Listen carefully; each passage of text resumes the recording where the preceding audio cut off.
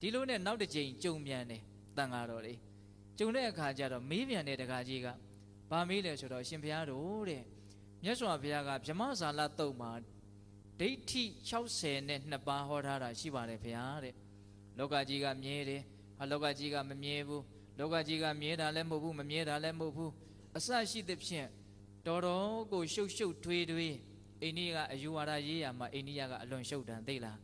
အဲ့တော့ဦးဇင်းတို့ဗြဟ္မဇာလတုတ်မှာဟုတ်တယ်မြတ်စွာဘုရားဟောထားတာရှိတယ်နော်ဒိဋ္ဌိ62ပါးဟောထားတာရှိတယ်အဲ့ဒါကိုတက္ကကြီးကဗာမေးလဲဆိုတော့အဲ့ဒီဒိဋ္ဌိ62ပါးဟာဘာကြောင့်ဖြစ်တာတုံးတဲ့အဲ့ဒီလိုမေးတော့တန်ဃာတော်တွေကမဖြေဘူးမထေကြီးတွေကမဖြေဘူးဒီလိုပဲ2ကြိမ်မေးတယ်မဖြေဘူးနော်3ကြိမ်မေးတယ်အဲ့ဒီကြတော့ခုနတုန်းကဣတိဒဋ္ဌမထေပဲမနေနိုင်ဘူးနော်ထေကြီးဝါကြီးမထေတပါးကိုတောင်းပန်ပြီးတော့အရှင်ဘုရားတပည့်တော်ဖြေလိုက်မယ်ဖေ။အေးပြေလေအောင်ဖြေပါလို့ခွင့်ပြုတော့သူဖြေတယ်ဘလို့ဖြေလဲဆိုတော့အဲ့ဒီဒိဋ္ဌိ62ပါးသည်တက္ကာယဒိဋ္ဌိဖြစ်ရင်ဖြစ်တယ်တဲ့တက္ကာယဒိဋ္ဌိမဖြစ်ရင်မဖြစ်ဘူးတဲ့နော်တက္ကာယဒိဋ္ဌိဖြစ်လို့ရှိရင်အဲ့ဒီ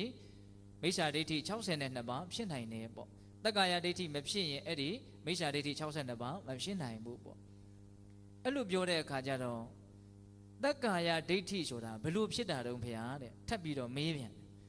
မေးတော့အဲ့ဒီဣတိဒဋ္ဌမထေကတက္ကာကြီးတဲ့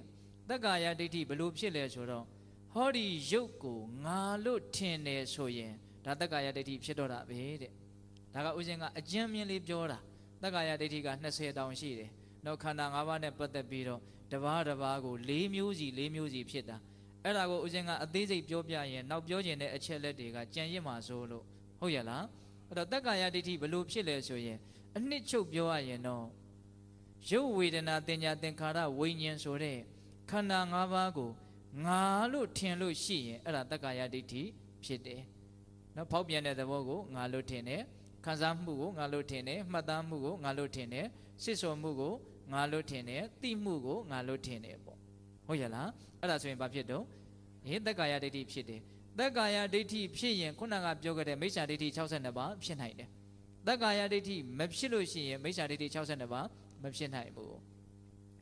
အဲ့ဒီတော့ဦးဇင်းတို့စိတ်ဓာတ်ကြွယ်တကားကြီးကအနာဂံပုဂ္ဂိုလ်ပဲသူအကုန်သိတာပေါ့ဟုတ်လားသိတာပေါ့သူကအဲ့တော့သူသဘောကျပြီးတော့အရှင်ဘုရားတဲ့အရှင်ဘုရားကဘွဲ့ဘလို့ရှိလဲဘုရားအရှင်ဘုရားရဲ့အမည်ကိုတပည့်တော်ဘလို့သိရမလဲတကားကြီးငါနာမည်ဣတိဒဋ္ဌလို့ခေါ်တယ်အဲ့တော့တကားကြီးကနည်းနည်းအံ့ဩသွားတယ်အရှင်ဘုရားတဲ့အရှင်ဘုရားဘယ်ကကြွလာလဲတဲ့